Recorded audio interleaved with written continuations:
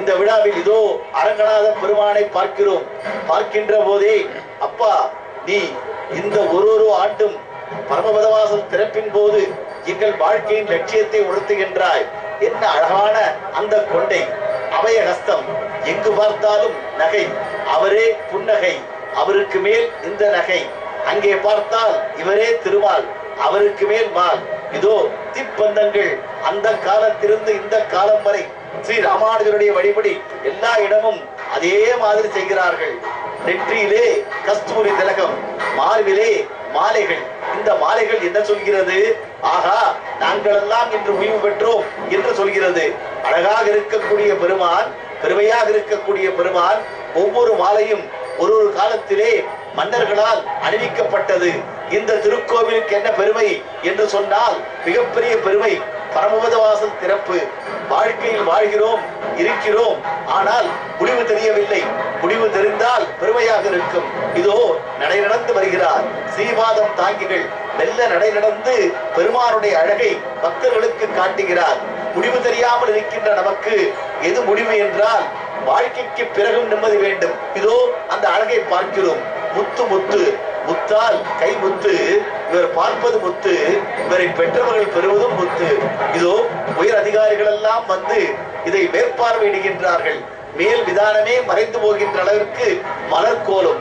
எங்கு பார்த்தாலும் இங்கே அருமையான மலர் கூட்டங்கள். இன்னும் பார்த்தால் ஒவ்வொருவருக்கும் மரியாதை செய்யப்படுகின்றது.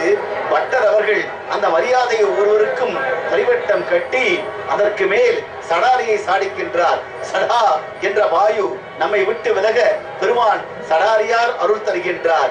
இது மட்டுமல்ல, இந்த விழாவில் ஒரு கோலம். எம்பெருமான் என்ன செய்கின்றார்? முடிந்த பிறகு உன் வாழ்க்கை எங்கே போக வேண்டும்? பரமபதத்திற்கு போக வேண்டும். அப்படி என்றால் அந்த பரமபதத்திற்கு போவதற்கு என்ன வழி? இதோ ஒரு நாள் நானே அந்த பரமபதத்திற்கு உங்களை வழிநடத்துகின்றேன் என்று ஆற்றுப்படுகின்றார். பரிவட்டம் கட்டப்படுகின்றது, மாலை இடப்படுகின்றது, இதுவெல்லாம் சடாரி இடப்படுகின்றது, சாதிக்கப்படுகின்றது. இங்கே வைஷ்ணவத்திலே பரிபாஷைகள் அதிகம்.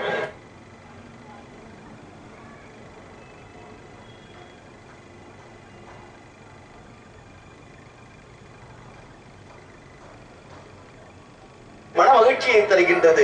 பரமபதத்திற்கு செல்லுவதற்கு முன்னால் இந்த உலகத்தில் வாழ வேண்டும், இன்பமாக இருக்க வேண்டும். அதற்கு பிறகு எதுவும் நிலை இல்லை. பின்னால் பார்த்தால் ஒரு செங்கோல். அந்த செங்கோல் இதை காட்டுகிறது. இவர் ரெங்கராஜா, ரெங்கராஜா. அதுக்கு பின்னால் குடை. அந்த குடை அழகு. சில இடத்தில், சில கோவில்களில் நடை அழகு, சில இடத்தில் வடை அழகு. இங்கோ இது குடை அழகு. இந்த குடை அழகோடு பெருமான் செல்கின்றான். அந்த அழகை பார்த்து பார்த்து ரசிக்கின்றார்கள். இதோ பெருமானுக்கு உரியவர்கள், காலம் காலமாக பெருமானுடைய திருப்பணியை செய்கின்றவர்கள் பின்னால் செல்கின்றார்கள். ஸ்ரீ வைஷ்ணவன் என்பவன் எல்லோரோடும் இணைந்து செல்கின்றவன். இந்த நாளில் பார்த்தால் எல்லோரும் அரங்கனையே பார்த்து கொண்டிருக்கின்றார்கள். ஏன் தெரியுமா? ஒரு ஆண்டு காத்திருந்து இன்றுதான் பெருமான் பரமபதத்திற்கு செல்கின்ற போது அந்த பரமபத வாசலை காணுகின்ற பெருமை இருக்கின்றது. நெய்ப்பந்தம் எல்லாம் இன்னும் வேற எந்த கோவிலும் அதிகமாக கிடையாது. ஆனால் இந்த கோவிலில் ஐயப்பனுக்கு செல்வதற்கு முன்னால் இங்கே பெருமானையே சேவித்து விட்டு செல்ல வேண்டும் என்று இருக்கின்ற ஐயப்ப பக்தர்கள் ஒரு பக்கம். அதே மாதிரி வயதான காலத்திலும் வயது பெருமானை சேவிப்பதற்கு ஒரு தடையில்லை என்று சொல்லுகின்ற அந்த பெருமக்கள் எல்லாம் நடந்து நடந்து 2 கால் 4 காலா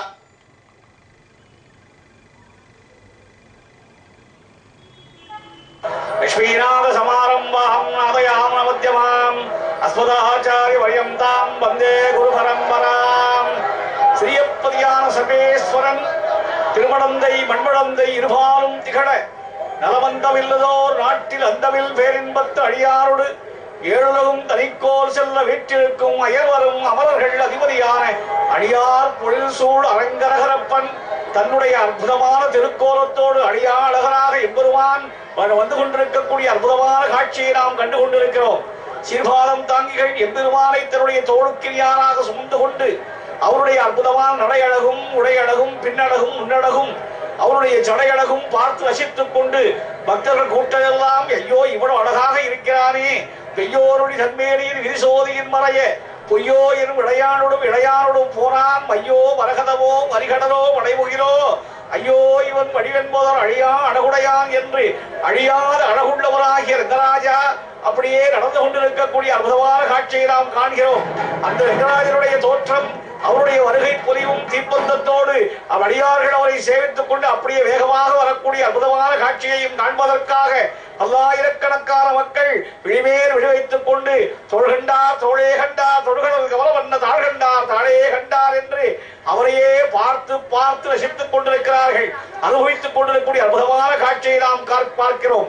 புலோக வைகுண்டம் என்று சொல்லக்கூடிய அந்த திருவரங்கத்திலே எம்பெருமான் காட்சி கொடுக்கக்கூடிய பரமபத வாசல் திறப்பு விழா. இது தமிழுக்கென்றே நடக்கக்கூடிய திருவிழா. இது திருவாய்மொழி திருநாள் என்றே இதற்கு பெயரிட்டார்கள் பெரியவர்கள்.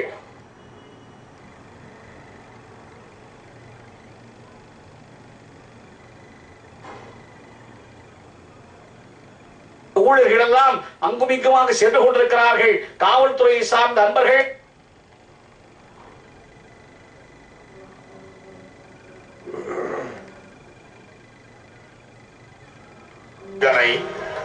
திருமாதுவாழ் வாட்டமில் வனமாலை மார்பனை வாழ்த்தி பால்கொள் சிந்தையராய் ஆட்டமேவி அலர்ந்தழைத்து அயர்வெய்தும் மெய்யடியார்கள் தம் ஈட்டம் கண்டிடக் கூடுமேல் அது காணும் கண்பயனாவதே.